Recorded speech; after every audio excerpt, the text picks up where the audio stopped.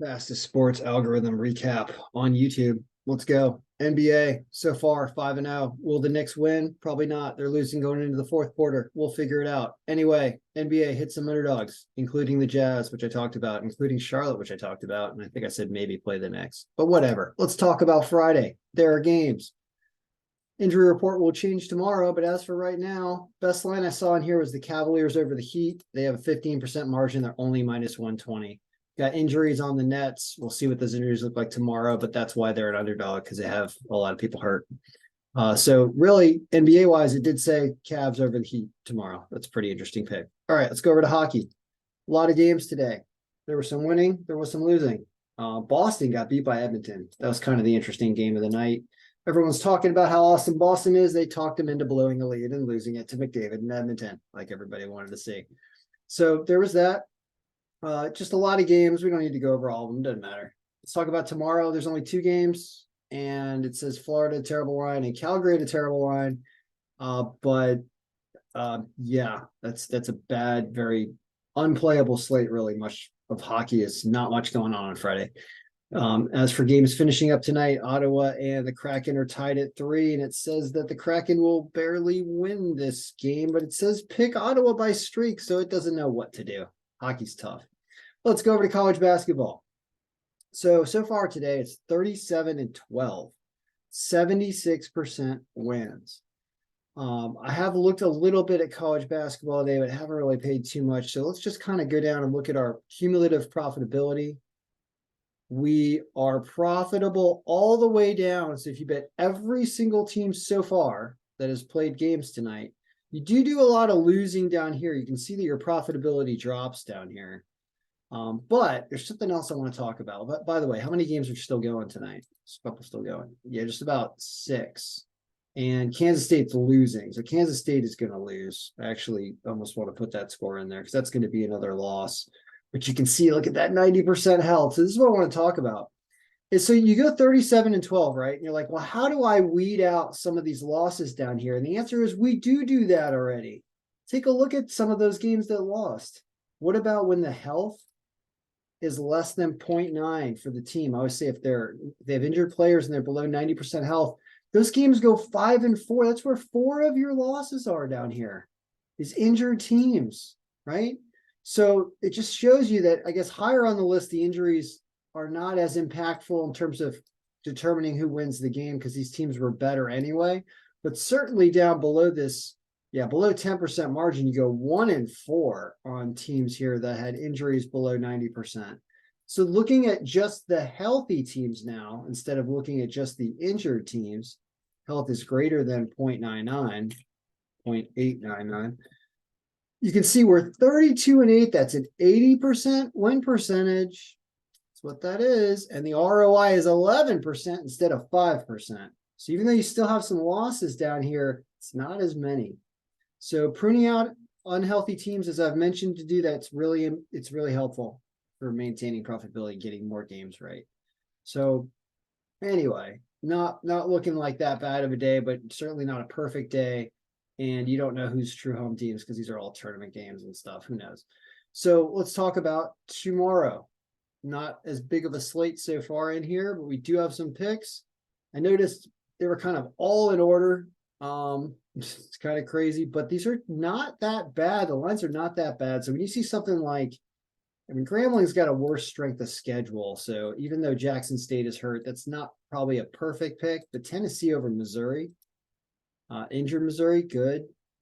Sam Houston State over Grand Canyon injured, and only minus 135. These are all coming up as value picks, meaning our implied lines actually have these games having worse lines than the odds makers are offering on many of them. This one's worse actually than what we thought. Like Connecticut's minus 170. We think they should be minus 148. So we think that they should not be as bad as this line against Marquette. And we think that Duke shouldn't be as bad at minus 150, that Miami, Florida will give them a good game. So there's a lot of good games here. This looks like a very interesting board for Friday.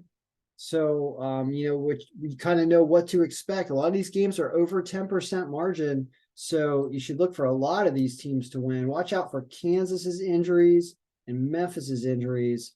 But all the other ones are looking pretty good there. So you should see, definitely that over that 80% to 90% win rate. Because if you look at today, with what's done, teams that were over 10% margin, let's just look at those, right? Let's open those up. Value filters greater than, margin is greater than 0.1. Those games are 29-2, everybody. 29-2 games over 10% margin. I did not realize it was that. And that is not even filtering out injuries. Did we have a losing team? No, the only losses are Quinnipiac against Marist and Nevada against San Jose. Those are the only two losses above 10%. And some of these lines are not that bad. I mean, let's look at what our total ROI is here. 21%. So, boy, oh boy, just listening to the algorithm and betting these games top down above 10% margin, extremely good day. 29-2 is really good. Yeah. And you hit the first 15 in a row, but these lines are unbettable, right? That's why you can't do a parlay for everything, because you are going to have one spotty loss. But then you hit 7 in a row and you end with 7 in a row, but Kansas probably lost already. This game happened for Kansas. Sorry, Kansas State probably lost. Let me get that score real fast just to show you. Kansas State college basketball score. Kansas State. Nope. TCU college basketball score. Texas Christian won 80-67 yesterday against Kansas State. They crushed it. Is this game over? Villanova versus Creighton.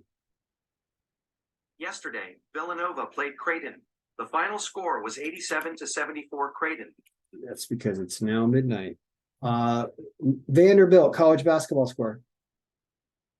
Vanderbilt won 77-68 yesterday against LSU. Okay, and maybe here. Alabama A&M score.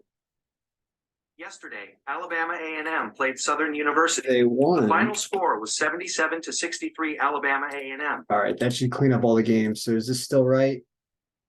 Oh my goodness, they weren't above 10%. Look at this, 31-2 above 10% margin. Unbelievable. So let me show you another way to look at this, because this is pretty intriguing. So I'm opening up all margin games now where we're 39-14 and we win 74%, but we love seeing that 90-something%, right? Well, when you're looking, you're like, well, where do we lose? Where do we lose? Where do we lose? Where do we lose? We lost one. Where do we lose? Where do we lose? We lost one. Where do we lose? And then it starts to get chunky here. That's right above the 10% range, like I've told you. So if you maximize your profitability right there, right here at this 10% margin level, it says 10% margin right here, and that ROI is 23%. I mean, man, just bet every single team to win and you make 23% cumulative ROI. How many games was that? That's 7.4 units betting 33 games if you were to bet all those. So if you had $100, you bet $3,300 and you end up with $4,047. I mean, geez, right? Just straight down the list. But then you start to have some losses, but a lot of those teams were injured. Boy, the algorithm really did a good job today. Did a good job. All right, so hopefully it does it again tomorrow. And you saw what to bet. It's basically sit there writing in order. Everything over 10% margin, that's all these guys, with the exception of an injured Kansas and an injured Tennessee, injured Memphis. Injured Memphis, injured Kansas. That leaves 12 games. And, you're expecting to go 11-1, 10-2, 11-1 on those games. All right. So good luck, everybody. I hope you're all your picks won, and I hope they continue to be winning. And I think I'll be back for a baseball video in the morning. Oh boy. We'll see.